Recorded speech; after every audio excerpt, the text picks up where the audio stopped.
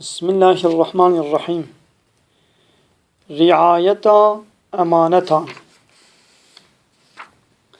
قالي جماعة عزيز وبراين مسلمان أم حمود زانين إنسانك البي دنياي بتني خوا وحوجي كسي نبي نكاري هردم حياة خوا بمشيني لورا خدا إنسان بحياة جباتي خلق كريا هر کس هر دم حوجين هبدبن و بهبر دجين لوما گومروف گند و قصبه و باجار آوا کرنا و جیانا وان بهبریا ایدی جبو خوشی حیاتا وان هنک شرط و قانون هنا یک جوان قانون حیات امانتا يعني لازم مروف بهب امين و اولبن و بهبر راست بن قنج انسانان دروی زمین دا پیغمبرین خدانا همو پیغمبر جی امینن جبو امانتان رعایت کارن لورا 5 وصفین پیغمبران هنا پیغمبر کسین جیرو باقلن کسین بی گنهن گنهان ناکن کسین راستن درو حیله جوان چینابن وظیفه گو خدا سپارتیوان بکی ماسی پیکتینن کسین امینن خیانت ناکن گلی براین عزیز کومال و جباتا گو بهب ناوله بن جهبر خاهین بن حیات دبی بار گران لسر پشتاوان و شرپزد بن نیارتی و پفچون دنابوان ده زیده بن حیات دبی جحره و دمینه حیات دبی جحری و دمینه خدا دبیشه براستی خدا لو فرمان دکه گو هن امانتان بسپیرن اهل وان هم دما هن دناب کسان دا حکم کی بکن خدا لو فرمان دکه گو هن براستی حکم بکن ابن عباس خدا شرازی به دبیشه دما پیغمبر صلی الله علیه وسلم 8 هجرتی ماه رمضان سال 630 میلادی باجار مکه فتح کر گازی درگوان کعبه عثمان کوری طلحه کر کلیدا کعبه جی خواست عثمان کلید آنی دا پیغمبر اوی جی دری کعبه بکر هندوره می زیارت کر پاشی لدورا کعبه طواف کر حضرت عمر دبیجی اب آیت دهندوره کعبه دا جبو پیغمبر علیه السلام دا کت داگو کلیدا کعبه جی عثمان نگره دیس تسلیمی بی بکی لورا کلیدا کعبه جی بره دا لنکوی مالبات امانت بو رسول الله دیس کلیدا عثمان کوری طلحه عثمان جی راستی و عدالت دین اسلامی فهم کر همان شهادتانی مسلمان بو گلی براین عزیز امانت دو قسمن امانت خدا و امانت کسان امانت خدا امر و نهی وینا چه تشتی خدا پیک آنینا وی لما فرمان کربه او امانتا و چه تشتی جبو ما حرام کربه دورکتنا جویجی بوما جبوما امانتا لی امانت کسان پرن دین امانتا وظیفه امانتا سر و شارتین کسان لبال ما امانتن جیران امانتا جنو زاروک امانتن ایدی مسلمان لکوبه هی راست و امینه خدا دگلک آیتان دا پسن مسلمان درست دده و دبیجه والذین هم لأماناتهم وعهدهم راعون سورة مؤمن آیتا سهود 2 و سورة معارج آیتا 8 باورمند و مسلمان براستی اوان کسانن گو لأمانت و وعد خودی درد کبن لأمانتان خیانت ناکن و وعد خواه بکتینن گلی مسلمانان ام امتا پیغمبرک گلک مزنن یەک ji nîşanên mezanatiya wî ew bû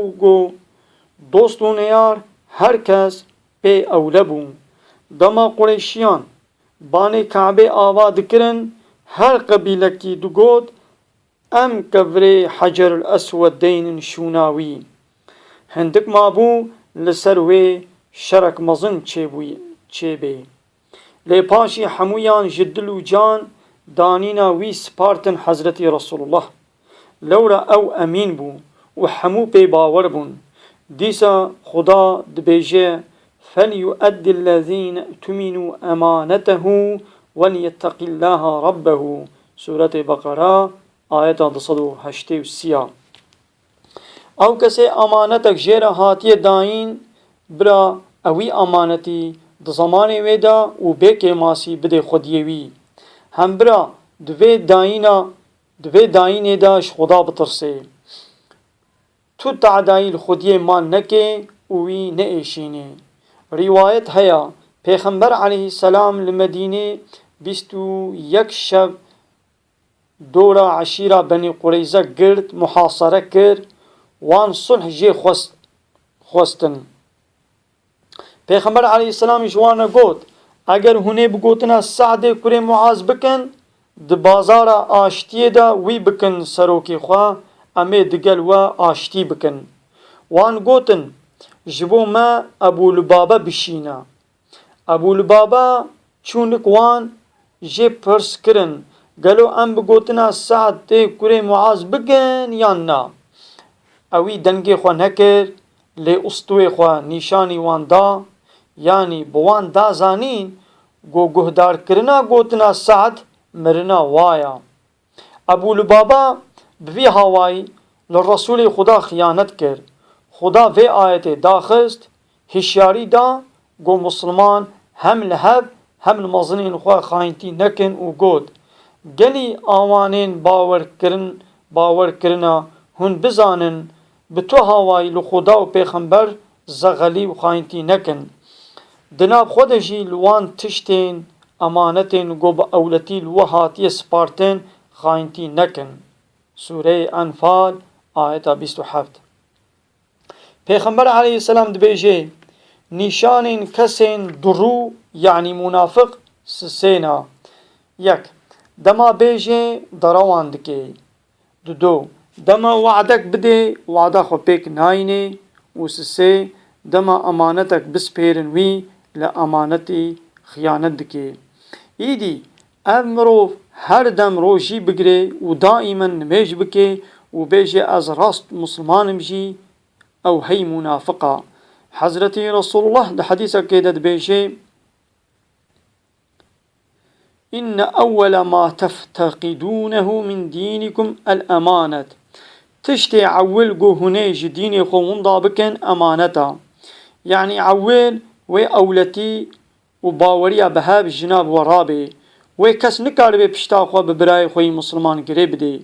Mal û can û namûsa xwe bispêre wî.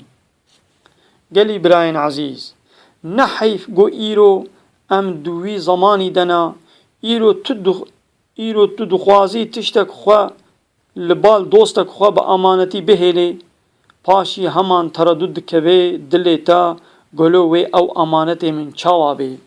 Ha ev ne wasfê Müslümana ye. Eger em dixwazin bibin ummeta Muhammed Pêxember aleyhisselam û ew jî roya heşrê di huzûra Xuda da dibin siha xwe de me qebûl bike û ji bo me şefaet bike, lazim e em exlaqê wî bigirin. Yek ji exlaqên wî jî emaneta. Ew wisa emîn û ewle bû got müşrikan nabê wî danîn Muhammedul Emîn. Gelîm birayên Müslüman, xıyaneta emanetê gunehek mezin û barek giran e. Îdî baş guhdariya vê qissetê bikin. Resulullah sallallahu aleyhi ve sellem di gel leşker û eskerê xwe li cengekî ya di herbekê de ya. Yekî ji sahabiyan li ser malê ganîmetê teyîn dike. Yekî ji sahabiyan li ser malê ganîmetê teyîn dike, wezîfedar dike. Muhafaza malê ganîmetê dispêrê wî. Muddetek paşî ew sahabî wefat dike. Sahabiyên mayî xweziya xwe pê tînin û dibêjin di cengê de şehîd bû çû cennetê. لێ رسول الله دبێژێ نەخێر ئەو نوها دی جەهەنەمێ دەیە. سەحابی هەموو لێ دحەیرن دەما لەناو تشتێن وی دگەرێن مێزە دکن ji malê غەنیمەتê kurkek diziya یعنی ئەمانەتê خیانەت kiriya. Digel got ew mirov sehabî bû bibirîna cengê wefat kiribû û tiştek besît kurkek dizîbû lê li emanetê xiyanet kiribû.